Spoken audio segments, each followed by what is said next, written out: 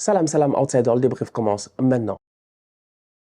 La Croatie se fait éliminer aujourd'hui après une défaite, j'ai envie de dire carrément une défaite. C'est un match nul 1-1 face à l'Italie mais qui sonne comme une défaite. Les Croates étaient qualifiés jusqu'à la dernière seconde de ce match-là. Les Croates gagnaient 1-0, les Croates menaient 1-0 sur un but de Luka Modric. L'histoire ne pouvait pas être beaucoup plus belle que cela. Luka Modric, critiqué depuis le début de la compétition, qui est en galère dans ce milieu de terrain croate-là, arrive aujourd'hui face à l'Italie. Il est dangereux, il a un penalty, il le frappe, Donnarumma fait l'arrêt. Ce qui est normal, pourquoi? Parce que Donnarumma, depuis le début de la compétition, il nous sort une top compétition, ce qui me permet automatiquement de faire pause sur le cas Luka Modric et d'attaquer Donnarumma et d'attaquer, je dis bien, le Paris Saint-Germain. Je parle là à mon tonton, ça fait longtemps qu'on n'a pas discuté parce qu'en ce moment, toi-même, tu sais, je suis occupé. Mais tonton, franchement, soyons honnêtes, pourquoi est-ce que tous tes joueurs, ils arrivent à l'Euro, ils sont forts, mais en club, ils sont nuls? Je comprends pas. Fabien Ruiz, top performance. Donnarumma, top performance. Il n'y a pas un boy du Paris Saint-Germain. Nuno Mendes même, il s'est géré, franchement, top performance.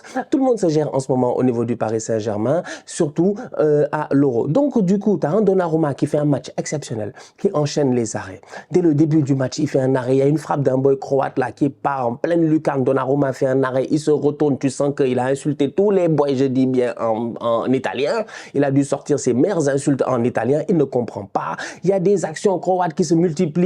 Plusieurs arrêts de Donnarumma. Donc du coup, quand le penalty de Modric arrive et que Donnarumma fait cet arrêt-là, je ne suis pas surpris parce que Donnarumma est en confiance. Quelques secondes plus tard, les Croates continuent à attaquer. Il y a une deuxième occasion, même pas une minute plus tard, Donnarumma fait un arrêt. Mais malheureusement, cette fois-ci, il n'y a personne pour le sauver derrière. La défense italienne ne se gère pas. Luka Modric vient claquer son but. Donc l'histoire, elle était belle. Luka Modric, il sort, il est sur le banc. Il est comme Cristiano Ronaldo de 2016, c'est-à-dire à l'Euro. Il est là, il motive ses coéquipiers. Allez les gars, on peut le faire. 1-0, on peut tenir, c'est capable, voilà, tout ça pour rien, tout ça pour tomber face à des méchants, des bandits, des malfrats, je vous l'ai dit la dernière fois, c'est dur à dire parce que voilà, vous savez, mais moi j'aime le film, franchement, j'ai adoré le film, Le Parrain, 1, 2, 3, je les ai tous regardés, c'est un film extraordinaire, un film légendaire, des acteurs magnifiques et tout, sincèrement, mais eux c'est des bandits, c'est des mafieux, les Italiens c'est des fous, ce qu'ils ont fait là, franchement, entre nous, c'est pas normal, c'est pas normal.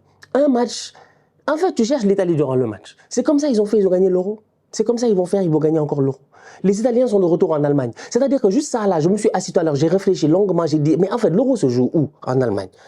C'est qui avait claqué ici une balle enroulée en demi-finale? Ils étaient là en train de crier Andiamo à Berlin, Andiamo à Berlin, Andiamo à Berlin. On s'en rappelle très bien, on était en 2006, on était là, franchement. Cette équipe d'Italie là joue face à la Nationalmannschaft, je pense, en demi-finale de la Coupe du Monde. Tel Piero claque un but, mais qui ressemble même pas à ce but de Zaccagni, comment il s'appelle, de Zaccagni, tout petit pas ce but de Zaccagni, balle enroulée, tout ça. C'était en Allemagne. C'est Materazzi, Zidane, tout ça, c'était en Allemagne. En fait, l'Allemagne est une terre qui est bizarre pour les Italiens. On dirait que ça leur fait du bien d'être en Allemagne, en fait. Et puis même d'ailleurs, des relations diplomatiques, politiques depuis très longtemps. Vous-même, vous savez, pas la peine de remuer l'histoire ou le couteau dans la plaie. On se connaît ici, on a fait histoire, on a fait géo. On est allé à l'école. Franchement, Allemands et Italiens, ils se connaissent depuis très très longtemps. Donc on va être sérieux, les Italiens sont de retour en Allemagne. Comme par hasard, il se passe des trucs bizarres. Ils font un match. Match d'Italien, quoi, vraiment. C'est depuis le début de la compétition, là, l'équipe, là, franchement, ils se sont débrouillés le premier match, ils nous ont bluffé un peu, mais depuis lors, sincèrement, ils sont pas très forts, quoi. C'est des bandits. Mais là, le dernier Euro aussi, ils étaient pas très forts. Et ils ont fini champions. Et les joueurs italiens le disent, le dernier Euro. Ils le disent, ils savent, ils n'avaient pas la meilleure équipe. Ils n'avaient pas la meilleure équipe, mais ils avaient un collectif. Et là, encore une fois, ce que je vois aujourd'hui, c'est une Italie qui a un collectif, qui est capable de se transcender tous ensemble. Parce qu'en fin de rencontre, comment ils vont chercher ce but-là à la 98e minute? Il y a eu 90 plus 8 minutes de temps additionnel. À la 98e, ils sont allés claquer ce but qui vient crucifier et qui vient éliminer les Croates, qui vient d'éliminer Luka Modric. Luka Modric, 150 ans, fils de Dumbledore, 38 ans, c'est peut-être sa dernière compétition internationale. Il n'a encore rien dit, il n'a pas annoncé les choses comme Toni Kroos. Donc on ne sait pas ce qui se passe avec Modric, nous tous on est dans l'attente et tout, est-ce que c'est la fin, est-ce que c'est terminé, qu'est-ce qu'il va faire Luka Modric? L'histoire devait se continuer, il devait y avoir un 8e de finale dans quelques jours, il y aura Walou. Pourquoi? Parce qu'il y avait des Italiens qui étaient là, des Zaccagni, des Calafiori qui quittent le milieu de terrain, qui sont là à courir, on dirait Yaya Touré, mais c'est-à-dire que franchement je suis choqué par ces Italiens. Une top performance de leur part dans le banditisme, c'est-à-dire une top performance de Tokar, c'est incroyable. Ils s'en sont sortis. C'est choquant. C'est choquant. Les boys là ne méritent pas ça. Non, les Croates ne méritent pas ça. Les Croates, franchement, ils méritent. Pour moi, ils méritaient au moins de. Les Italiens, ils étaient troisième. Ils faisaient partie des meilleurs troisièmes. Ça va avec le goal average. Normalement, ça a passé. Tu vois, je pense que l'Italie allait se qualifier. Ça permet à l'Italie, la Croatie de se qualifier. Là, ils les ont carrément éliminés.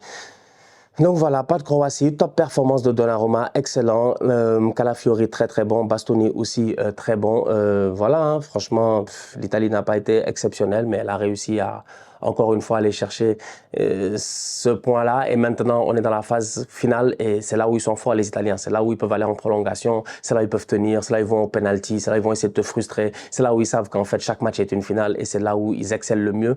Donc moi je pense que l'Italie, normalement, ça devrait être assez intéressant. J'ai hâte de voir dans le tableau contre qui ils vont tomber. De l'autre côté, la Croatie, il y a de quoi avoir des regrets, je pense, parce qu'une équipe qui fait Coupe du Monde 2018, finale, ils ont fait finale de Coupe du Monde, donc ils ont fait deuxième de Coupe du Monde, troisième de Coupe du Monde. C'est quand même incroyable pour les 2 dernières Coupes du Monde. C'est dommage d'arriver là et de sortir ce genre de performance-là. Tu sens que le groupe, il est peut-être fatigué, peut-être qu'il a besoin d'être renouvelé, je ne sais pas. En tout cas, peut-être que le coach aussi a besoin de partir, peut-être qu'il faut du changement en Croatie. Il faut peut-être du changement parce que là, l'équipe, elle avait l'air essoufflée et malheureusement, elle n'a pas réussi à tirer son épingle du jeu.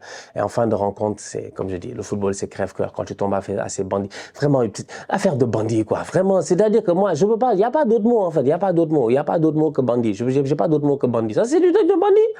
Tu viens comme ça, tu fais un match de... Tu fais un match, n'est pas extraordinaire, ton gardien homme du match, et puis tu claques un but à la 98e. Si tu n'es pas italien, tu es quoi? Incroyable. D'un autre côté, l'Espagne a gagné de son côté 1-0. Dans ce groupe de la mort, finalement, l'Espagne, ils ont fait 3 matchs, 3 victoires. Et là où c'est intéressant, c'est que la dernière fois, j'en ai parlé en disant que, hier j'en parlais, en disant que le coach allemand, pour moi, ne sait pas gérer Nagelsmann parce que c'est important de gérer son effectif au courant de la compétition. C'est important de donner de la chance, je pense, à tout le monde de faire tourner. C'est important. Pourquoi? Parce qu'il y a différents égos dans un effectif. Nagelsmann avait déjà eu en plus ces problèmes-là quand il était au Bayern avec les vétérans du vestiaire, donc du coup les Neuer, les Müller et tout. Il les retrouve en sélection. Il y a des choix qui doivent être faits. Hier, l'Allemagne avait un 3e match. Ils ont réussi à s'en sortir grâce à une tête de Füllkrug. Cependant, il y a certains joueurs sur le banc qui peut-être auraient mérité de débuter ce match-là. Aujourd'hui, l'Espagne arrive et tu te rends compte automatiquement que Luis de la Fuente fait tourner. Il a fait tourner, il a complètement fait tourner. Raya dans les buts, qui sort franchement une belle performance, plusieurs beaux arrêts et tout, il a été tranquille, il a été serein. Jesus Navas sur le côté et puis Grimaldo aussi qui sort une grosse saison avec Leverkusen à qui on donne sa chance, qui lui aussi se gère bien. Les Espagnols ont gagné 1-0 face à une équipe d'Albanie pas très bonne, pas très entreprenante. Les Espagnols ont contrôlé, j'ai envie de dire, le match, une grande partie de la rencontre. Dani Olmo a été très bon au milieu de terrain et le buteur évidemment ça a été qui? Ferran Torres, but du pied gauche, enroulé à la Thierry Henry sans aucun problème, il la met poteau rentrant, la frappe elle est exceptionnelle, la course elle est exceptionnelle et la passe de Dani Olmo aussi, elle est très très belle. Donc franchement, tu as une équipe nationale d'Espagne qui là va arriver en 8e de finale avec un groupe, j'ai envie de dire, tout le monde est concerné. C'est ça que je voulais dire par rapport à l'Allemagne. C'est-à-dire que là où en Allemagne, tu as un Leroy Sané qui depuis le début de la compétition, il n'arrive pas à mettre un pied devant l'autre ou avoir la confiance qu'il faut pour être dangereux. On ne sait pas ce qui va se passer pour le reste de la compétition, tout est possible, mais quand même, tu vois, c'était peut-être un moyen de le lancer titulaire pour qu'il se fasse les dents, il se remette en confiance. C'est la même chose pour un Ferran Torres, en fait, qui vient aujourd'hui, il marque, il est bien. Le match de Zubimendi et de Mikel Merino au milieu de terrain a été bon, même s'ils savent que normalement, là-bas, c'est difficile. Tu as Pedri, tu as Rodri, mais ils savent qu'à partir de maintenant, la compétition peut changer à tout moment. Donc là, tu as des boys, ils sont concernés. Tu arrives en quart de finale, c'est compliqué, on ne sait jamais. Prolongation, tu fais rentrer ton Zubimendi, peut-être qu'il tient la baraque devant ta défense, tu vois. Tu fais rentrer ton Dani Olmo, qui a fait un très bon match aujourd'hui, peut-être qu'il a cette vision-là, cette passe qui casse la ligne et ça te donne, je sais pas moi, le but qu'il te faut. Donc franchement, moi j'ai trouvé les Espagnols aujourd'hui très intéressants, collectivement parlant. Victoire minimaliste, 1-0, c'est ce qu'il fallait. Ils ont été solides. Je pense que l'Espagne sur cette phase de poule-là, c'est quoi? C'est 4 ou 5 buts. Et le plus important, c'est qu'ils n'en ont encaissé aucun en fait. Ils ont que des clean sheets et ça c'est incroyable. C'est là où c'est vraiment intéressant. C'est que l'Espagne a enchaîné, c'est ça. Ils ont que des clean sheets, 3-0, 1-0, 1-0. C'est fort. C'est très très fort de la part de cette équipe espagnole-là. Pour le moment, c'est la meilleure équipe, je pense, du tournoi. Pour le moment, je dis bien. Il faut faire attention parce que l'Espagne est du côté, je pense, de l'Allemagne. Dépendamment des 8e, si les deux ils s'en sortent, ça nous donne un quart de finale Espagne-Allemagne qui est déjà clair là sur le papier, qui promet d'être exceptionnel. Et je me rappelle de la dernière équipe qui avait réussi à faire, il n'y a pas longtemps que cela. Et ça me traumatise jusqu'à présent, j'en parle franchement. Hein, mes amis ivoiriens, ils vont me dire dire Yako. Je veux pas de votre Yako. Oh, quittez là-bas. Non, franchement. Non, mais c'est-à-dire que le Sénégal à la dernière CAN, c'est la même chose. 3 matchs de poule, 3 victoires. Je pense qu'on a mis 9 buts, nous, un truc comme ça. 1 encaissé ou je sais pas quoi. Vraiment, meilleure attaque du tournoi, meilleure défense du tournoi. On était trop chaud, en fait. On est arrivé ras pays organisateur. Donc, l'Espagne, là, ils font une très bonne phase de poule. Tout le monde est concerné. Je pense qu'il y a assez d'expérience dans ce groupe-là pour que les gars restent concentrés, restent calmes.